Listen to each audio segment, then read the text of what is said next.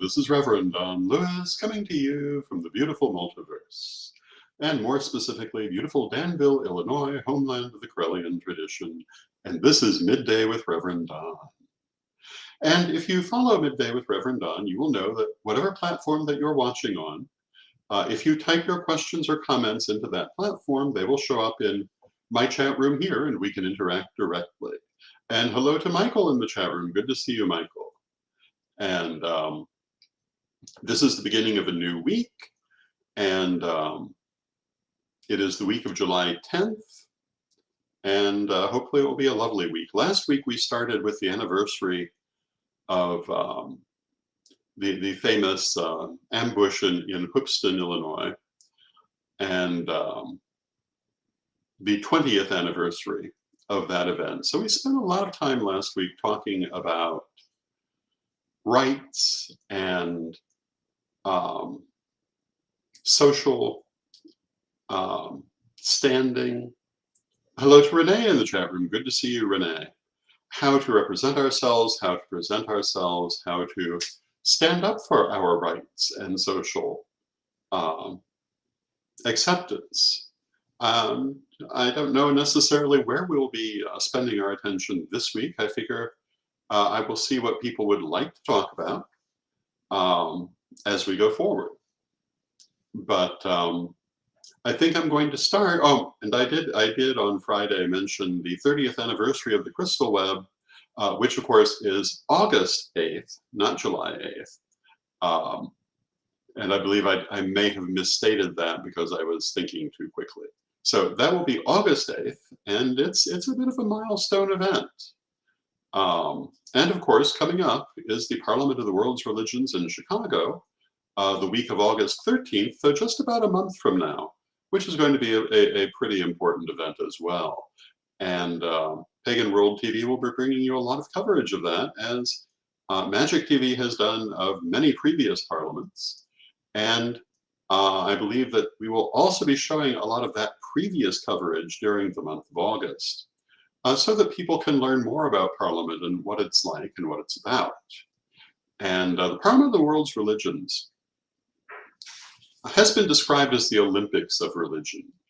And for the Parliament, people from all different religions around the world come together in a social setting where they share ideas, and some of those ideas are about their particular religions, but a lot of them are about the activities that they take part in, the things that are important to them. For example, the Corellian tradition at past parliaments has done workshops on our peace campaign and peace warriors. We have done workshops on we did one on the Wiccan Summit a couple of years ago. We've done a number of interesting pieces, and so what you'll see at the Parliament is not necessarily internally about other people's religions, but about what those religions are doing in the world. Although there are also workshops that do speak to the nature of the individual religions. Hello to Melanie in the chat room. And the Corellian tradition has had someone at every Parliament of the World's Religions, mostly Sir Edward, who's been to every modern Parliament. But in fact, we were at that first Parliament over 100 years ago. And you know, we've always kind of said we believe this to be the case, but recently we found something very remarkable, which is the admittance ticket from 1893. My ancestors actually saved it, and you have just seen it. And hello to Mary Hawk in the chat room. Hello to Anna in the chat room. Hello to Magical Mermaid in the chat room. Good to see all of you. So I'm looking forward to Parliament. It's going to be an interesting experience, both for all the reasons it normally is, and also because this will be the first time I will have seen certain people since my since earlier this year, since my cardiac event and leaving Florida, and we'll see how that goes. Oh, and hello to Lavola in the chat room. Good to see you, Lavola. But it will certainly be an interesting week. It will be an exciting week, and Parliament is always like nothing else. And so for people, oh, and I see a comment in the chat room from Magical Mermaid who says that she's certain that Jehovah's Witnesses will be an exception to the religions coming to the Parliament. Well, I imagine that might be true. There certainly are religions that don't come. In order for a religion to be sending people to the Parliament, they have to be interested in ecumenical interfaith dialogue. Those religions that aren't interested in that obviously aren't going to have anyone there. And on occasion, certain groups have walked out of the Parliament because they felt there were people there that they would not deal with. The Greek Orthodox walked out of the first modern Parliament because there were pagans represented there, which kind of leads to the question, what did they expect from a Parliament of the world's religions? But the Orthodox Jewish community walked out of, I believe it was the African Parliament for the same basic reason. But as far as I know, and these were both many years ago, at this point, that's mostly been resolved, and you'll find all kinds of different religions represented and getting along for this purpose of interfaith dialogue. It is always an adventure, and no matter how broad your religious background, you're likely to encounter someone that comes from a background you either were not familiar with or will share aspects you may not have been familiar with. And that's really quite exciting, at least to those of us who come from religions that do value interfaith work. And, you know, as for those who don't, they're in their own place. And, you know, in the end, you can only say there are people who like to tear things down and people who like to build things up. And you can usually tell which is which. I think that the future of the world needs people to build things up. And I think that, you know, I love the saying from Gandhi that you must be the change you want to see. And if we want to see people building a better future, we have to be out there building one ourselves. And that's certainly what I hope to be doing. And I hope that if you are at the Parliament of World's Religions, that you will come and say hello to me if you see me. If you're part of the Corellian contingent, I'm sure we will see each other. And I'm looking forward to seeing many people I haven't gotten to see for a while. And it should be a lovely week. We talk about all kinds of different things in this broadcast. But I frequently talk about my Patreon, and I think I'm going to take a moment to do that today. Because tonight will be my weekly Patreon chat room, which is open to all my Patreons. Or I should say to all my patrons on Patreon. And I've been doing that chat room since 1998, but it's been on Patreon for a few months now. It's been on many different platforms. It started out on about.com, and for many years it was on witchschool.com. Now it's on Patreon. I also do a monthly newsletter, a monthly seminar. This month's seminar is on oracular work and mediumship. So if you're interested in oracular work and mediumship, you can join my Patreon at revdonlewis.com, and if you join at the seminar tier, you get that for free. Or if you don't want to do that, you can buy a ticket at corellianpublishing.com and attend through that. So if you're interested in learning about oracular work, mediumship, how to do it, what it's about, this is an excellent opportunity to do that. I also am going to be having this coming Saturday, July 15th. I believe, yes, July 15th, I'm going to be having an evening with the Corellian ancestors. And that will be an evening of stories and channeling with our Corellian ancestors, which will be open to all of my patrons at Patreon. I originally was toying with the idea of making it open to the public through tickets like the seminar, but I've decided to keep it only for the patrons. But if you would like to be part of it, my Patreon is easy to join. And again, that's revdonlewis.com. Hello to Zara in the chat room. Good to see you, Zara. And there are lots of things that I do through the Patreon. There are a lot of things I do through CorellianPublishing.com. If I thought my plate was going to be more empty, that certainly is not exactly what happened, although things are in different proportions. But I find myself still doing a great many things. Later today, I'm going to the post office to mail out a number of packages from CorellianPublishing.com. And just keeping up with many different activities. So I hope that wherever you are, you're having a wonderful day. I'm having a nice day here. And this afternoon, I'm going to go downtown and take care of a few things and possibly get some things that I've been putting off for a while. We shall see. And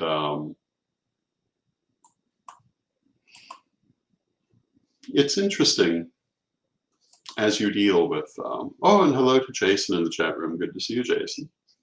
As I deal with people, I find, well, I find people are very individual. Some of them behave well, some of them behave badly, some of them do what you would expect from people, others do very unexpected things, and this is just part and parcel of life. And Zara says, sending love. Thank you, Zara, and I send love to you too. I do love spending this time of day with all of you, and I love you all. I appreciate your support, and I'm very mindful of your support. So thank you all. And I think one of the things I was thinking of speaking about today is the idea of ethics versus morals. I've always disliked the word ethics, and a lot of people in the pagan community love that word because they associate the concept of morals with the Christian religion, which for most of them is their previous religion, and they want to distance themselves from it. But of course, the word morals is not exclusive to any one religion, nor is the word ethics. And although they're often used interchangeably, they're not exactly interchangeable in the English language. I mean, an argument can be made that the difference between ethics and morals is the difference between Greek and Latin. But if you look at how these words are used in English, they have a very definite difference. And it's entirely possible to be completely ethical and completely immoral at the same time, no matter what your definition of morality may be. Ethics tends to be much more external and morals much more internal. And one of the famous examples is the lawyer saying that, which I've basically just relayed to you, that you can be completely ethical and have no regard for morals at all, but never fall outside of ethics. And I think we need to be mindful of this as we're choosing our words. I think that we see some of the bad behavior we see in the pagan community sometimes because of this choice of word and how it actually is used in the English language. And people feel that it frees them from having to worry about decent behavior toward others. And my attitude is, no matter what your religion is, you should still be a good person to the best of your ability. You should still be a decent person to the best of your ability. And I'm often surprised when I see people who have no regard for that concept. particularly when it's people I've known and thought better of, but then see them behave in completely amoral ways. Um, it is rather disheartening.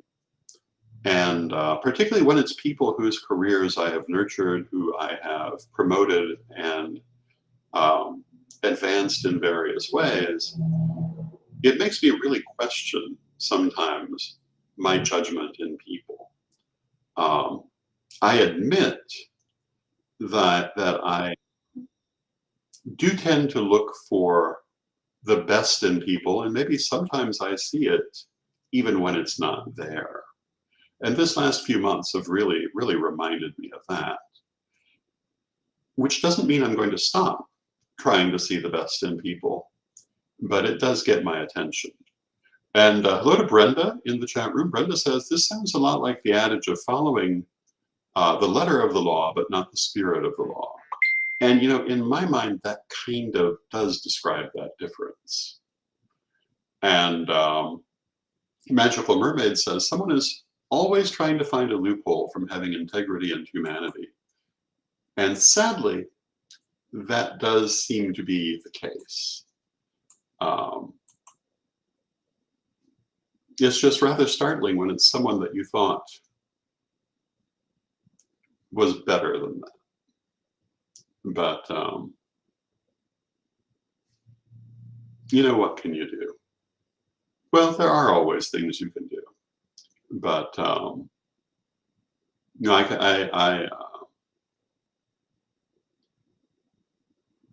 and hello to Lilith in the chat room who says, I seem to fall into the conversation every time when the topic is on point for me. That's good to know, Lilith. And Lilith says, hi, Lord Don. Hi, Lilith. It's good to see you. And Lilith is joining us from the Netherlands. Always wonderful to see Lilith. I first met Lilith when we went to UK, the United Kingdom, for illustration, which was a very memorable event. You know, I have so many wonderful memories from the many years I've been doing this work. And I do try to focus on those. And I've also had many battles over the years in which people often did behave rather badly. And as you may know, my understanding of the Wiccan Rede, which is the Corellian understanding, has to do with the idea of avoiding unprovoked or egregious damage, which I think really shouldn't be very hard to do. So I'm rather amazed when people can't manage even that.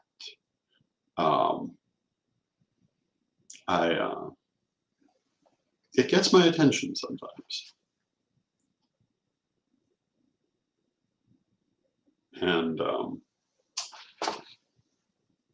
I'm never really quite sure what to say for it, but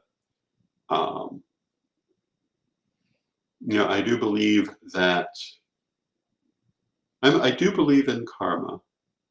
And although I believe karma happens through attachment, I think it's a rare person who does not attach to this sort of thing. So, I mean, there's a certain extent to where, you know, it's something to leave to karma, but it's unfortunate when you see it.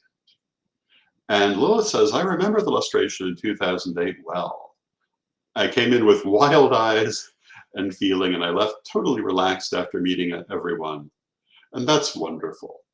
It was a great weekend.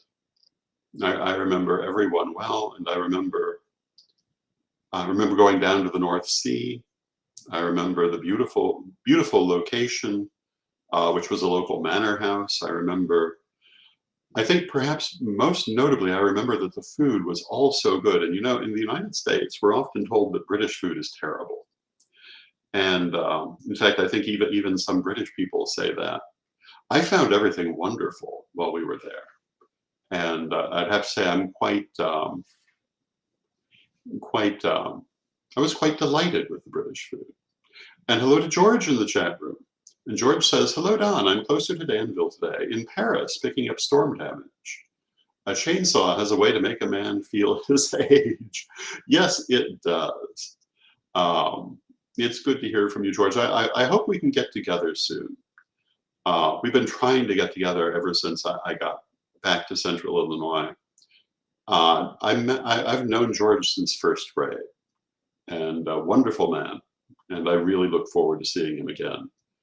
And hello to Janet in the chat room, and Lilith says the carving we had was amazing. It was. Everything was amazing. And one of the shows that I watch, one of the channels I watch on YouTube is called Jolly. And it's two young British men who basically do a food program. And George says, we will make it happen soon. And thank you for the kind words. Thank you, George. And I hope we can make it happen soon. And George has been one of the best friends that I have had in life. An extremely worthy person. And hello to Temple of the Starry Sky. Good to see you. But the Jolly Boys, the last video of theirs I watched was on the idea of how bad British food was. And admittedly, the food they showed probably isn't all that great. But you know, every cuisine has that. But I've seen so many wonderful things show up on their channel. It actually kind of makes me want to go back to Britain for a food tour. One of the most interesting things they did was they went to Scotland in one episode and got haggis. But they did something with haggis I didn't know you could do. They sliced it burger-sized, put it on the grill, and had it as haggis burgers, which is really interesting. You know, I've often heard people say that haggis is horrible, but it can't be horrible and be beloved by so many people at the same time. It may be that you didn't have a good one or didn't know quite what to do with it. But I think it must be, any dish that is popular must be possible to be prepared well, even if people don't always. And Anna says, fish and chips is nice. I love fish and chips. Actually, my nephew Jason took me for fish and chips not too awfully long ago, which was very nice. It was the first time I'd had them in a while. And hello to Melanie in the chat room, who says, well, now I'm intrigued and want to try this food. And yes, I highly recommend it.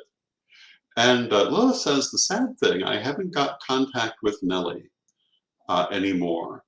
And yes, I agree, that's sad. Nellie was one of our priesthood who came to the UK illustration. And she was a lovely person. She did leave us shortly after. I'm not quite sure why, but she was also very ill, as in needing daily dialysis. So I don't know necessarily what happened there, but I hope that whatever happened was good. Julia says, hello, Julia. English breakfast is good, Reverend Don. And yes, it is. When I was there, I had the good fortune of having that. And, you know, I found I liked black pudding. I liked most everything in the full English breakfast. English bacon is interesting and very different from American bacon. The love of beans I don't quite get, but that's okay. They were fine in that meal. But the grilled tomatoes were an interesting thing I'd never had before. And Lilith remarks that yes, Reverend Nellie was very ill that weekend, and so I hope that she's well wherever she is now. I mean, within the context of what is possible. And Lilith says, I love beans and tomato sauce, and that's great. You know, I love certain beans. You know, well, obviously I never met a food I didn't like, with a very few exceptions. Every now and then you see those lists going around Facebook or somewhere about foods you wouldn't eat. And it's rare that there's more than one or two on there for me. And even then it's usually not wouldn't, but generally don't. But I will say that I found, and Temple of the Starry Sky says, I didn't understand the beans in a British breakfast until I tried it, and now I'm a huge fan. And yes, that makes good sense. And hello to Jan in the chat room. I found the British breakfast to be lovely. A little larger than the breakfast I'm used to, but that's cool. And Brenda says, this is normal for us Corellians. never having met a food we didn't like. That is true. There are certain things I'm not fond of. Usually it's a texture issue. Lilith says, I refuse to eat anything that's swimming in the ocean or in the lake or a pond. Jason says, we love to cook and eat. Yes, we do. Um, and, uh, and Julia says, they have got to be Heinz beans. And unless I'm mistaken, the kind of beans they have in the UK are not necessarily easily available in the US, but I could be mistaken about that. And Brenda says, yes, we do love to cook and eat. We have had some wonderful feasts. But you know, I think a lot of times when people don't like a food, it's because they haven't tried it yet when it's been made well. And I'm not talking about people who have food allergies or things like that, but I knew a person who disliked black-eyed peas until Edward made them. And this person found out what they should taste like. And you know, they were wonderful, not at all what they had ever had before. I had that experience with pea soup. I never thought highly of pea soup until I had a friend who made it from scratch with a recipe that they enjoyed. And it was a totally different experience. And Lilith says, I love Greek food. I love Greek food too. When I was in Jacksonville, I loved to go to the Athenian Owl restaurant. They had the best saganaki, unlike any I've had anywhere else. But yes, I love Greek food. Greek food is wonderful, and I also love ouzo. I kind of miss ouzo. We'll have to see if we can find some around here. And Jason says, I always hated baked beans until my wife made me some. Well, considering how good a cook your wife is, I'm not surprised by that. But that's one of the things, yeah, until someone makes it right. You know, it's like those boiled vegetables that everyone used to make out of the can that caused a lot of people to not like vegetables because that may have been the best that was available once, but it's certainly not the best way to serve some of these vegetables. Lilith says, ouzo that burns your throat and warms your gut. I find if you sip it, it doesn't burn, but we had a friend by the name of Melanie who, you know, my friend Father D loves ouzo, as I do. And he had brought ouzo to a meeting of Nefelplick, the organization we were all involved in. And Melanie tried it. And I guess she didn't know to sip, even though we had said this. And she drank it and said that, oh my God, it's gasoline. But yes, if you drink it, it will be like drinking gasoline. It's very strong and very burny. But if you sip it, it's an entirely different experience. So when someone tells you this is a sipping liquor, you want to listen to them. In fact, I think that's true of a lot of alcohol. If you sip it, it's going to be a lot smoother. But then for me, there are certain foods whose textures I can't do. Jason says like good brandy, exactly so. I think when I was a child, I liked chicken gizzards, but not as an adult. But I do love chicken livers. But the gizzards, the texture just is not right for me. I also know many people love peanut butter and jelly sandwiches, but to me, the combination of those two textures, I just could not do. I enjoy a peanut butter sandwich, I enjoy a jelly sandwich, but I cannot put the two together because it's just too dissonant for me, which I recognize as a personal eccentricity. It's not that I don't think it would taste good, it's a texture thing.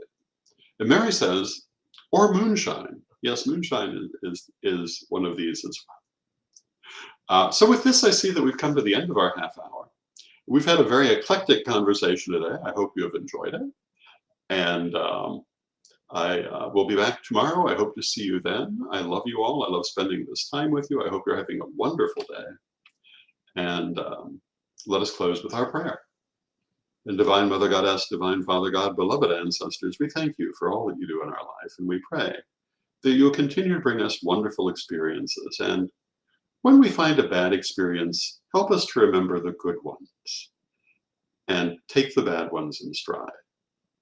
We know that everything here is to learn from. So help us to learn those lessons and to move on to more good experiences. Beloved Mother Goddess, beloved Father God, beloved ancestors, we thank you with great love and knowing you're always with us, but from respect. We thank you for being here, and may you be blessed now and always. And I thank you for being here. I love you all, and may you be blessed now and always.